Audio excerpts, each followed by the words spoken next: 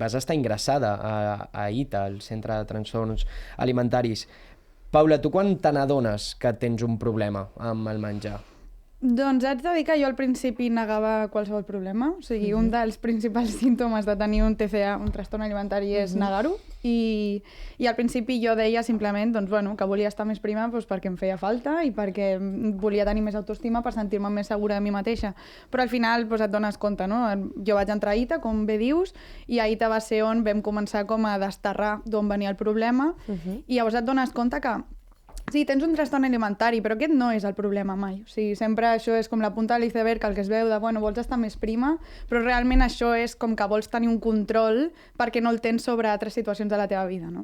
Llavors aquí va ser una mica quan, amb la meva psicòloga, que em va fer la nena millor, més feliç del món, perquè al final doncs, vam treballar moltes coses molt necessàries, no? I va ser quan em vaig donar compte que no era un problema només amb el menjar, que és l'obvi, no? De, bueno, has perdut molts quilos, vomites quan estàs nerviosa, sinó què hi havia al darrere. I aquí va ser on em vaig donar compte de moltes coses que portava arrossegant, una responsabilitat que sempre m'he carregat a mi mateixa, aquesta autoexigència de la que parlava des de ben petita, no? De sempre tenir el control de tot, sempre tenir com unes responsabilitats que no em pertocaven per l'edat que tenia.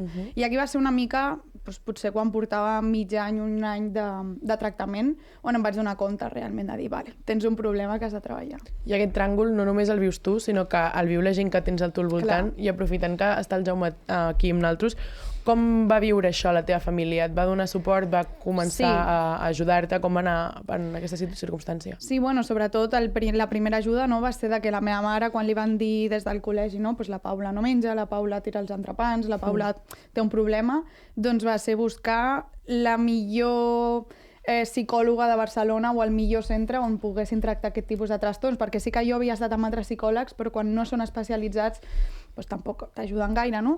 Llavors el primer que vam fer és buscar el centre on més m'anaven a ajudar, i després la meva família des del primer moment han estat amb mi, m'han recolzat, però com tu dius ho han passat molt malament, perquè era com què ha passat, no? I per què ha arribat aquí, com hem permès que arribi aquí, i ara com la podem ajudar, perquè també és una situació molt complicada, perquè com et dic no és el fet de no menjar, no, és què hi ha al darrere que li fa no menjar, no?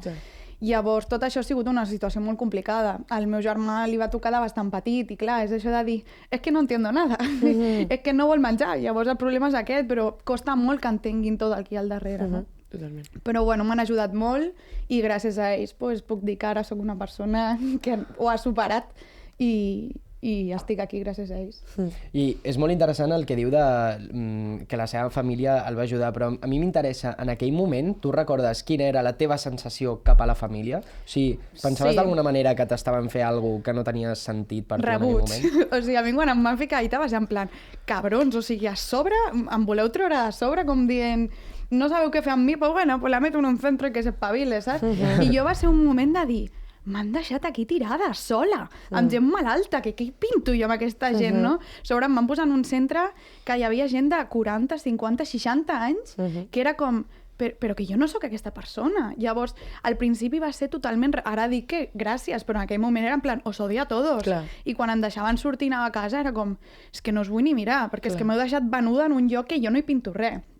Llavors, bueno, al principi va ser com molt complicat, no? El que t'arribin o arribis a pensar que t'estan entenent, no? És un procés bastant complicat. Com vas portar els estudis mentre estaves ingressada a ITA? Bueno, al final, quan hi ha aquest tipus de situacions, òbviament, doncs, el tema escolar passa a un segon plano.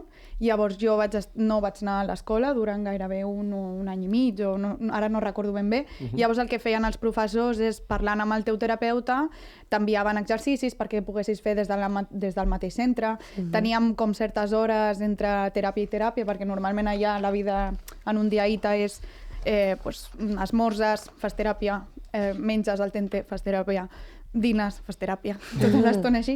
Llavors hi havia alguns punts entre teràpia i teràpia que si tenies deures et saltaves una teràpia o entre aquestes hores doncs feies deures. I llavors això, els profes m'anaven enviant coses, però eren molt bàsiques, perquè també entenen que estàs en una situació que t'has de centrar en altres temes. Però bueno, a mida de fer algunes activitats, alguns exàmens. amb el llibre al costat, com dient, bueno, perquè hagas algo, no? Doncs amb això pues, et van aprovant les assignatures. Però tot i així vas arribar amb èxit, et vas treure l'ESO i després vas començar batxillerat, que clar, quan et perds tants anys de l'ESO són els anys clau, no?, per triar la modalitat de batxillerat i tot això. Va ser bastant complicat, perquè també al final tercer i quart de l'ESO són cursos on t'ensenyen la part bàsica de tot, no? Potser primer i segon és important, però tercer i quart és com assignatures molt més amb temari que després utilitzaràs al batxillerat, no? I clar, jo vaig estar gran part del curs sense anar-hi i de cop em planto batxillerat i et diuen unes coses que dius, esto què? Jo això no ho he fet mai, no? I llavors va ser bastant complicat, va ser una hòstia de realitat de dir, jo vaig a veure, tercer i quart d'ESO no passa res, i he anat fent exercicis. No, per exemple, llengües, jo me'n recordo esto de desglossar les frases, era com... A l'anàlisi morfosintàctic, Mare de Déu, quants mals de cap ha donat.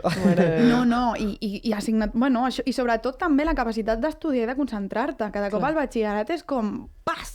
Saps? De que et trobes amb una realitat de dir com em concentrava, com us hacía esto. Llavors, el primer trimestre de batxillerat va ser un infern, que dono gràcies a això, que hi havia professores que fins i tot es quedaven amb mi a la tarda, vaig fer com certes classes particulars i tot això, però va ser, hòstia, bastant complicat. Pots dir-ho, ho va ser. Sí, va ser dur, va ser molt dur. Tot i tenir aquest suport, el procés de reincorporació sempre és molt complicat i més donades les circumstàncies, perquè segur que tens seqüeles tant psicològiques com físiques en aquest moment.